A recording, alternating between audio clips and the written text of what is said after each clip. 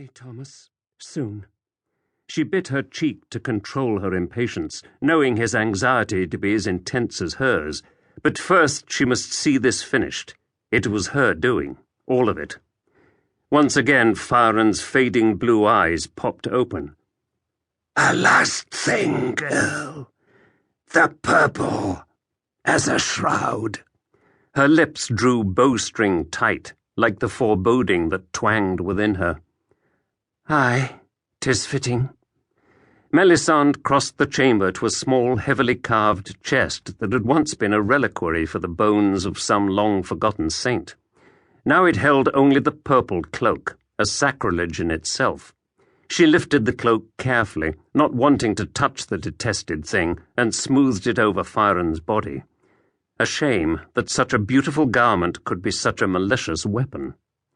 Firen's breath came in shallow pants. His body lay stiff and motionless. His eyes drooped closed, then his breathing ceased. The stillness of death filled the chamber. "Is he gone?" Thomas called impatiently. "The Normans approach the hall. You cannot delay longer." "Come and see." Thomas approached the bed and lifted the limp wrist, testing the pulse. "Aye, he's gone. Come now, hurry." Dashing to the chamber door, he peered down at the hall. The clangs of metal and rough male voices resonated against the stone walls. "It is too late, lady. They are below. Perhaps they will not be so harsh. Who could blame you?" "The Normans could. For all their violence, they are pious men. Never fear, Thomas. There is another way out, if you will delay them a little. You will do as I ask?" "Aye, lady, and I will see to the Earl." Melisande turned toward the door, but then pivoted back to face Thomas. "Bury him deep," she said. Thomas's pale grey eyes reflected his concern and gentle fondness of her. "As deeply as shovel can dig. God keep you safe, lady." "And you, Thomas, keep our people safe." It was as much of a smile as Melisande ever made, that small quirking of her lips at their corners, but she gave in the best she could manage. She had learned early in her life to stifle all signs of emotion, so that she now knew no other way. Her light slippers padded against the wooden floor as she ran to the door between the chambers and into her own room. Rough shouts echoed in the bailey. The demons screamed at her. "Flee! The Norman comes!" She set her jaw, refusing to let panic rule her.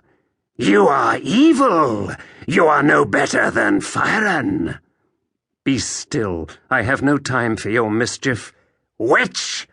"I am no witch." But the Normans would believe she was. When the Norman lord learned of the demons that tormented her, taunting her with her own fears, and of all the things she knew that she should not, he would have her burned. Even before she crossed her chamber, she jerked her silk kirtle over her head. Snatching up a simpler garment of homespun earthen grey wool, she flinched at its scratchiness. But she dared not keep her light linen chemise, for the Normans would know a common girl would not possess such a garment. Wadding her discarded clothing into a ball, she flung it all into the open chest near the window, and almost closed the lid before noticing her mother's ring on her finger. She hesitated, caressing the carved warmth of the gold band. Nay, all must be left behind. She jerked the ring from her finger, threw it into the chest, slammed the lid shut, and turned the key. Footsteps pounded on the bailey's hard earth.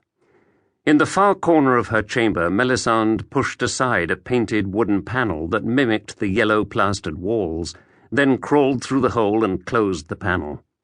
Down steps hewn into bedrock, she descended in darkness toward a cavern that was as familiar to her as her own bedchamber. 1, 2, 3. Both hands skimmed against the roughly chiseled stone as she counted the steps. The Earl was dead. 8, 9, and the Norman had come. The Red King, William Rufus, would win at last the land he had coveted so long. 16, 17, 18. The Norman lord would take the castle in the king's name, then look about for the bride Rufus had promised him. And with any luck, 25, 26, he would